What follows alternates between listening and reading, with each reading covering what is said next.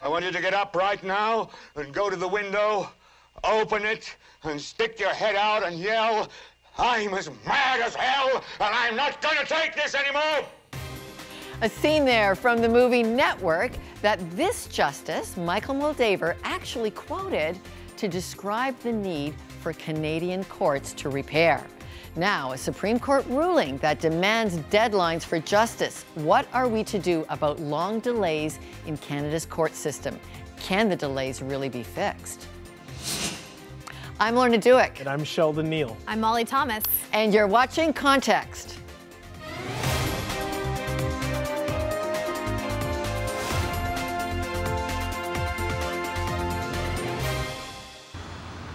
Alleged mafia cases stayed, accused criminals being set free because of court delays. The public and some of Canada's justices are up in arms about it all. Why should we care? Criminal lawyer Anthony Moustakalis will explain setting criminals free in Canada's troubled court system. Sheldon Neal speaks to the issue of whether there is truly access to justice for all with a professor of legal philosophy and the obstacles people face living in poverty and receiving legal aid. Because even from the time that And Molly Thomas speaks with a woman who came to forgive the man who killed her father through writing. Molly also speaks to the man convicted of killing and his long journey to finding redemption. We want to hear from you tonight. We're streaming live on YouTube on a special way on Facebook. Sheldon Neal has more.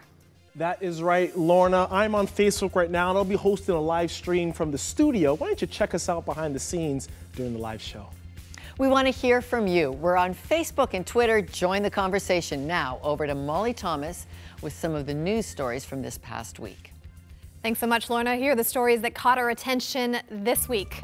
Chaos in the streets of London. 4 people are dead and more than 40 others injured. What we do know is that the attack happened near the Houses of Parliament. Witnesses say pedestrians were mowed down by a car. The attacker is one of the people killed. Large sections of central London are in lockdown. Police are treating this as a terror attack. President Trump has implemented an electronics ban for anyone flying into the U.S. from Turkey, the Middle East, or North Africa. The UK has also announced new flight restrictions, banning anything larger than a smartphone from carry-on luggage. This only applies to airports from 10 Muslim-majority countries.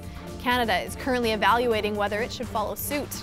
And in the courts, more than 30 alleged associates of the Montreal Mafia are off the hook.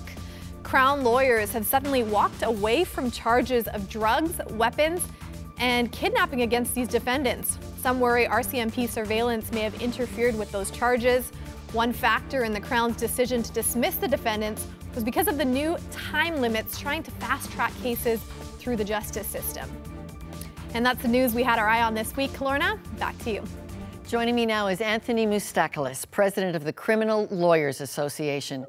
Sir, in Montreal, 35 accused mafia let go after being charged with kidnapping, various drugs and weapons charges, and arson. Do you understand why Canadians are outraged? I do, because the opportunity to see that to a conclusion and find out if the Crown could prove the case is now gone, it seems. But the Montreal Mafia case was thrown out, had fair time limits as part of the ruling for why the case was dismissed. Explain why we should be more understanding of the accused on fair time limits. Well, because you have to remember, when people are charged with an offense, they have a constitutional right to get their trials done within a reasonable time.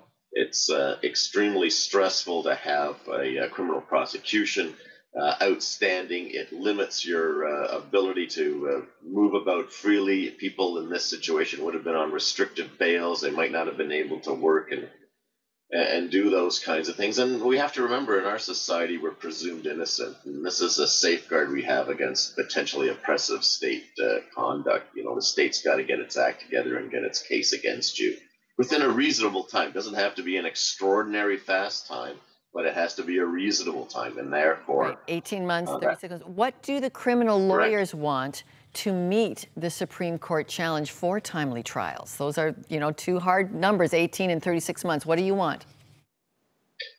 want to make sure that the system is properly funded to make sure that this can happen. And for example, the federal government has been slow in appointing Superior Court judges. In downtown Toronto, for example, they're short 5 or 6, which is about a fifth of their complement. Okay. You can imagine the effect that has. All right, more public spending on the courts. Thank you for joining us. That was Anthony Moustakelis of the Criminal Lawyers Association, the voice of the criminal defense bar. Sheldon, now a look at your take on the court system and how it's affecting people in low-income communities. Thanks, Lorna. Joining me now is Nancy Doubleday, a professor in legal philosophy at McMaster University. Thank you so much for joining me. Thank you very much for the invitation, Sheldon. Yes, pleased to be here with you. Well, let's start here. What types of barriers do low-income individuals particularly face in gaining access to the justice system and legal system? Oh, Sheldon, it can be so many things. It can be from the simplest requirements of filling out forms without sufficient support.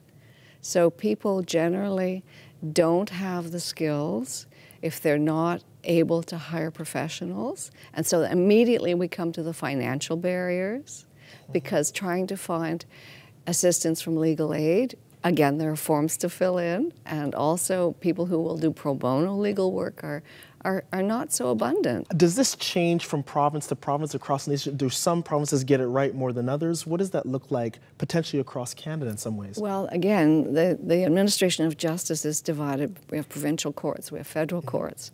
And so if you're charged with a criminal offense, then you're more likely to be in a standardized national level system. But if you're charged with provincial offenses, then of course it's whatever the community that you find yourself in is able to provide. So Ontario and Alberta have somewhat different approaches to some issues. And if you look at incarceration rates by groups, then we begin to see some patterns that are disturbing. Let me ask this last question because I'm almost out of time. Oh, no. Is there truly justice for all? No, there isn't, because I think we apportion it differently in different circumstances. And it begins right away with who's being charged. And it takes us right back to, do Black Lives Matter? And yes, they do, but we have to keep saying it. Wow. Professor Nancy Doubleday, thank you so much for joining me. Wish I had more time with you. I do too. Thank you. Thank you very much.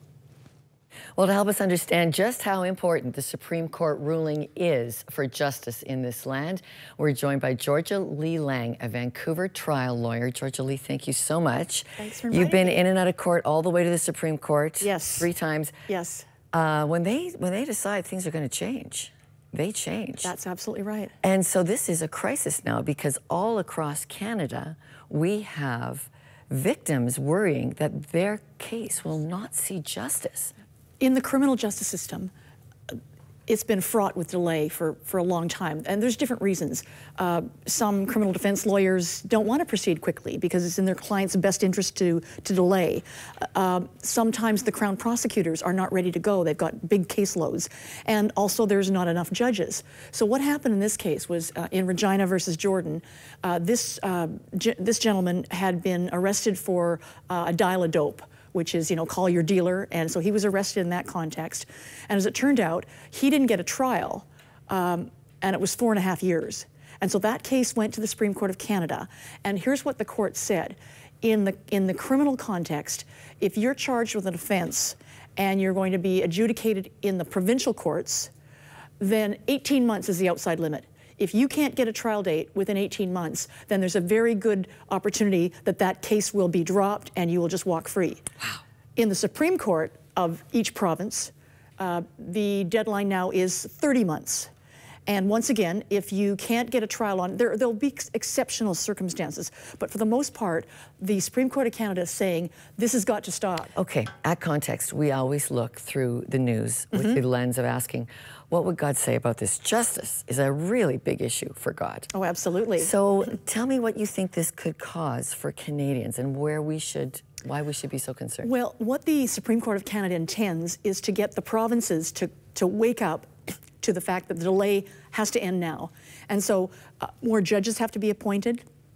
There has to be a better functioning of the court system. For example, court starts at 10 a.m. And then you take a 15-minute break at 11 o'clock, and then you come back at 12:30. You finish at 12:30, come back at 2. Court day is actually 4.5 hours. It's got to change. And the Attorney General in British Columbia, Wally Opal, came out and said, this is ludicrous. Why don't we start at 9 o'clock? Why don't we go till 5, like most people do? Take the breaks, but we're not utilizing the court time. The courts are shut. There's no night court. In many jurisdictions in the United States, they go to court at night, too. Wow. Yeah. Wow, so this is like about really having a shakeup. Yes, it is. In court culture. Yeah. What about victims? How are they supposed to be responding to this whole new look at this? Well, you know, from the perspective of a victim, if there's a particularly heinous crime, or even not, a sexual assault, you know, attempted murder cases, there's a chance that their offender, the accused, will just walk away. And the Supreme Court of Canada doesn't want that to happen, so they've said, here's the rules now, and you have to follow these rules. But Lorna, I think it's going to be very difficult for the province to follow these rules, because of course the courts are funded in each province, and there's just not enough money. There's not enough money for health, for social services, and law, the legal system, is way behind those two services. Wow. Yeah. This is a real issue of neighborliness for Canada. Here we are, 150th year of the country, and we basically have the Supreme Court pointing out to us, your whole court system is going to need a rethink, whether it's different working hours. That's right. Whether it's a different accessibility. Your advice for how we should go forward? Well, you know, there's lots of models to copy. For example, in California, they have senior lawyers who spend some time working as judges. They're not full-time judges, but they come in, they work at night, and so there's another mechanism. There's more people available for certain kinds of issues, probably not criminal, but for family law and small claims and personal injury and wills and estates when you're fighting over an estate. So they need to bring on some adjunct. Activist citizens making a better court system. Okay, we've got some fascinating stories coming up on how people are affected by this, but thank you, Georgia Lee Lang. Thank you. And another remarkable story in the face of unspeakable tragedy. Ahead, Molly Thomas tells the story of a woman who actually became friends with her father's killer. A heartbreaking story of a mother's search for justice in her daughter's murder. Wilma Dirksen on how a second trial 33 years later is okay because justice is complex and takes time. She does not like the Supreme Court rushing our courts.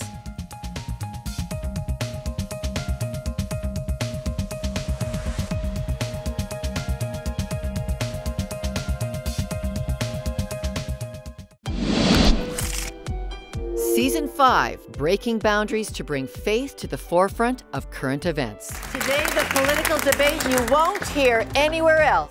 He has taken the Liberal Party, which was moribund, turned it into a formidable political party, and started out in 3rd place in this election.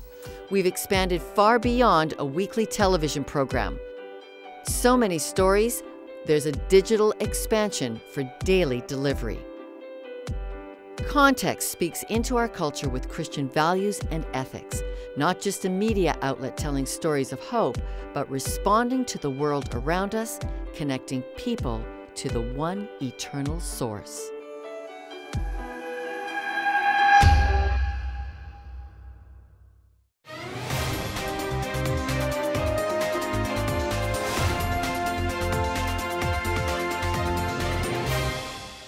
Would you befriend a man that murdered your father? There's another side to what's broken in the courts, and that's being tackled from the heart. Molly Thomas found that story. Rising and falling in love's newly remembered caress. Breathe me in, breathe me out. Margot, you were meditating on this poem called Breathe Me right before you met Glenn. I mean, what kind of an impact did those words have on you? In a sense, I basically surrendered. I just surrendered to, again, what I call universe, life, creator, you know, and just said, I'm open. So, you know, you become my breath. You breathe life into possibility for me. Why invite the possibility of Glenn into your life? Because even from the time that my father was murdered by 3 men, I wanted to meet them. I did. And I didn't want to meet them so I could take them out or anything. I really wanted to sit like we're doing now and just say, do you know what you did? It was stemming from faith, which I don't like to speak often about, but once you have children, you know, and when you love and when you are loved, you just can't ignore that there's something bigger than murder, than rape, than brutality. There's just something bigger. You asked for an apology. I mean, what was it in that letter that touched you? The clarity and the authenticity, that is what struck me. You know, I love words very, very, very much, but this was not a rambling, you know, an excuse-laden. It was really, it cut straight to the heart. But beyond that apology, I mean, you went a step further, Margot. You wanted to meet this man. Why? I go back to language all the time. To me, life is a script, and I wanted to understand his script. I like this new mustache thing. This is like, whoa. Oh my. No, I found a shared humanity. And for me, that makes me extremely, extremely happy. Margot, how do you reconcile loving and missing your father and being friends with the man that murdered him? In essence, my father's last words to Glenn are what make me reconcile. My dad took Glenn said gently by the shoulders and said, "Give it up, son. It's not worth it." My dad was reaching out from a place of love. So to end his life reaching out from a place of love, I think that's a beautiful, powerful, positive legacy to leave for his children and his grandchildren and his great-grandchildren. That is one way I reconcile it. And listening to that interview is Glenn Flett, a dear friend of Margot's and the man that took the life of her father almost 39 years ago. Glenn, Margot speaks so fondly of you and your friendship. I mean, what does that mean to you? Well, it's hard to express in words what that means to me. It's more of an inside my heart thing. It's a very humbling thing, for one thing. It's very humbling that Margot is such an amazing person to forgive me after what I did. And it inspires me, you know, the life I've chosen to live these days isn't easy. And the work we do is hard. So I've worked hard. And basically, some days, you know, because of Margot's friendship, I'm able to get up out of bed and get out there, and because I want to do it for her, right? I want to do it for her dad. I want to honor the memory of him.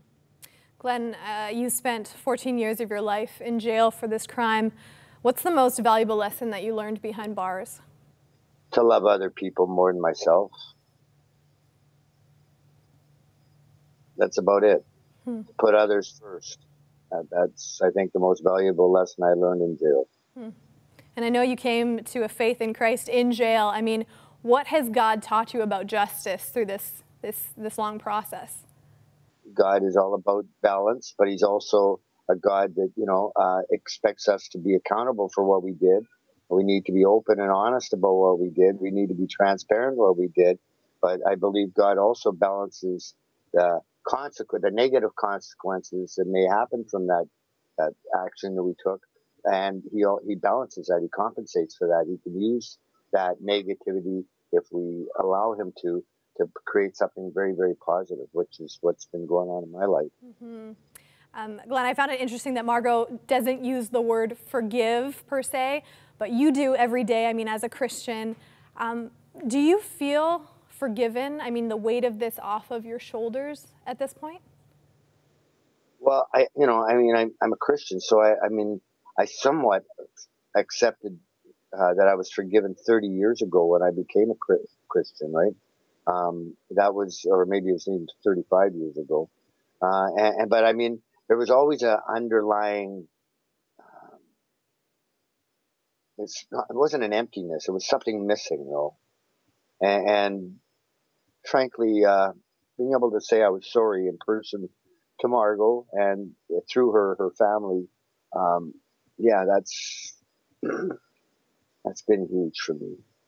That was Glenn Flett, a former criminal that turned his life around. He is now dear friends with the daughter of the man he killed.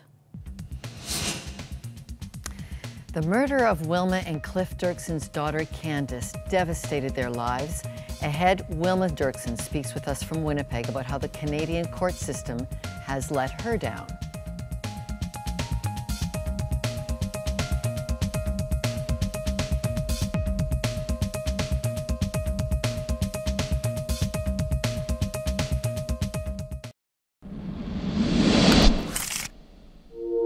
Let's dig in on the refugee need. There are at the moment more than 60 million people who are displaced by war, persecution, violation of human rights. If this were a country, we would have the 24th nation in the world. We had the unprecedented honor of winning the Nansen Medal for what happened when we brought the Vietnamese refugees to Canada. I'm very fortunate. And I'm working since 1987, not unemployed one day. Apkar Marakian led the community effort to bring in 900 refugees. What is motivating you? We would like to continue the tradition that Canada has started bringing refugees. The stranger who dwells among you shall be to you as one born among you, and you shall love him as yourself. That's not old news. That's good news for any who are homeless and whose world has been turned upside down.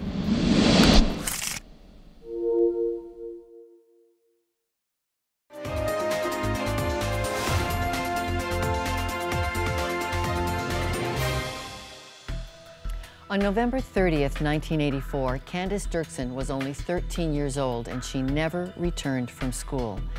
Candace's body was found 6 weeks later, tied up and frozen on the dirt floor of a storage shed only 500 meters from her home. The case remained a mystery for 23 years until DNA evidence convicted a man who was sentenced to life with no parole for 25 years.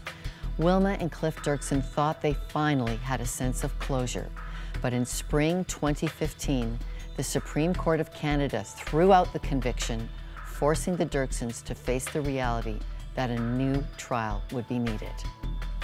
Joining me now from Winnipeg is Wilma Dirkson.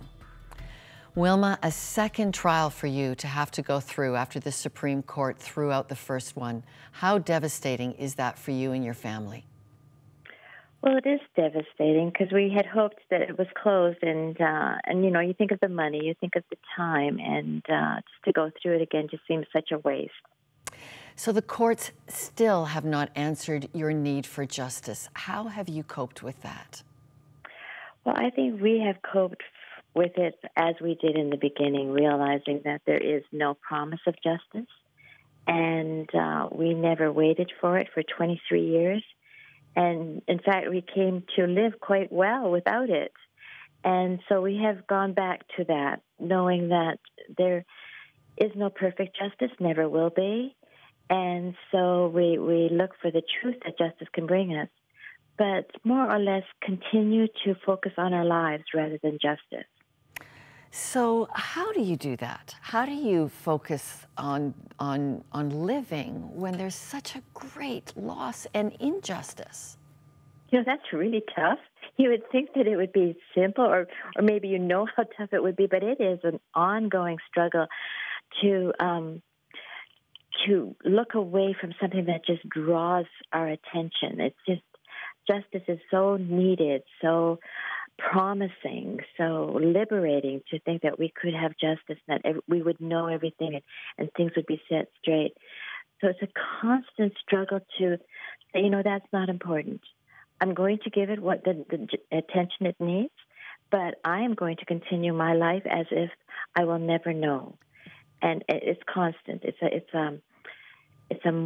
fight. It's an inner fight. And did your faith in God help with that fight?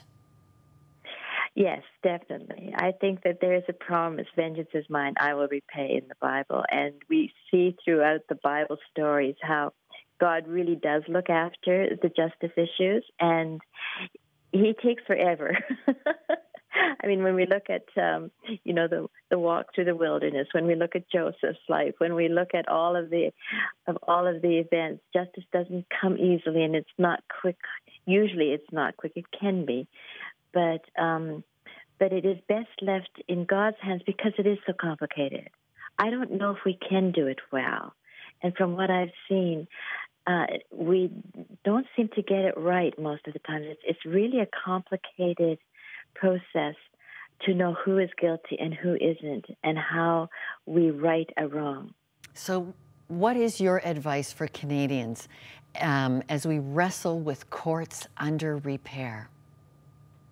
Well, I guess I'm disappointed that there is such a decision that it needs to happen so quickly. I think justice takes time. That's part of the nature of justice, and the fact that it took 32 years for us to even get to this point seems like a lot of time wasted, but we've been doing a lot of learning. There's been a lot of growth and understanding that has happened during that time. So I think that's unfortunate. But on the other hand, I know that it's more efficient and more vital to do it quickly.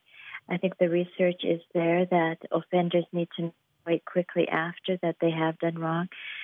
So I can see the importance of that, but I think the chaos is something that victims will need to struggle with. I know that, and especially in injustices where the death of the child or even the murder of the child was almost easier to accept than the ongoing processes of justice. Oh, Wilma, thank you for giving us such a clear reality check of great loss. Wilma, I want to say thank you for your new book, Letting Go, and where you outline the 15 different ways you've been working on the way of letting go of this. You taught us deeply with that new book. And thank you for staying public with your family's story and the loss of Candace. Thank you.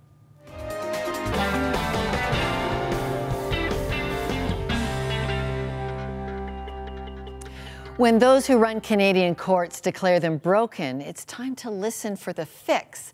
What happens for crime victims left to pick up the pieces of their broken lives? What happens for accused needing impartial fairness in a timely way? I can't imagine answering that without God's view of justice included. Today, the stories of victims whose family had been murdered taught us that justice has a supernatural side, something far beyond court scheduling and lawyers. That comes alongside great loss. It brings healing because God transforms people inside with the ability to live with great loss from crime.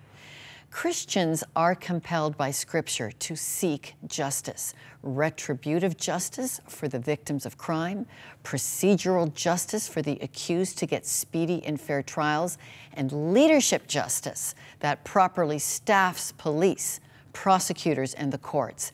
As Amos, the Old Testament prophet, said, "Let justice roll down like a river, a never-ending stream." If that's God's idea, that belongs in politics and all kinds of societal solutions. Think of it. Let justice roll like a stream, said God. Well, thank God there has been room in the Canadian court and prison system for spiritual solutions, largely because of victims and volunteers who stubbornly fought for it. So if you need some of that spiritual solution for your justice, please write to us. Just go onto our Facebook page. If you're a crime victim needing that supernatural help, we want to connect you to exactly how that can be part of your new story on justice. Go to our website or send us an email at the Context website. So for all of us, thank you for helping us think together tonight on justice. For more interviews and discussions on tonight's topic, join us right now on Facebook as the conversation continues backstage. And you can be part of that. Send us a note and I'll talk back to you a bit, and Sheldon's busy talking there too. Join us again next week for more on Context.